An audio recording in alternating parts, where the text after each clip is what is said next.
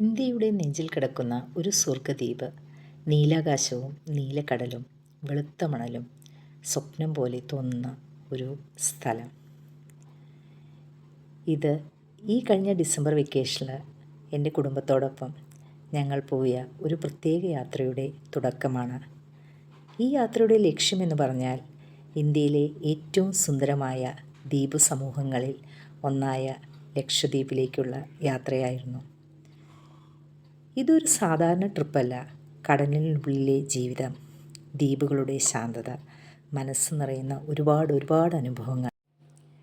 ഈ യാത്രയിൽ ഞാൻ നിങ്ങളുമായിട്ട് പങ്കുവയ്ക്കുന്നത് ലക്ഷദ്വീപിലേക്ക് പോകുന്നതിനെ പറ്റിയും അതിനെന്തൊക്കെ കാര്യങ്ങൾ ശരിയാക്കണമെന്നതിനെ പറ്റിയും അവിടെ നടത്തുന്ന ആക്ടിവിറ്റീസിനെ പറ്റിയിട്ടും എല്ലാ കാര്യങ്ങളും ഞാൻ നിങ്ങൾക്ക് വിശദമായിട്ട് പറഞ്ഞുതരാം കേട്ടോ.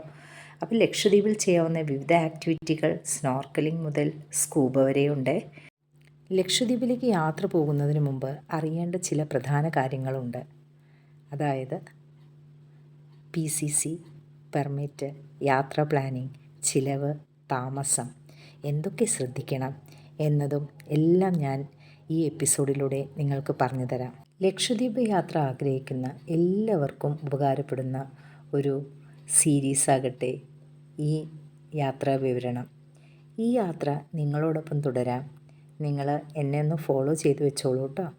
അടുത്ത എപ്പിസോഡിൽ ഞാൻ യാത്ര തുടങ്ങുകയാണ്.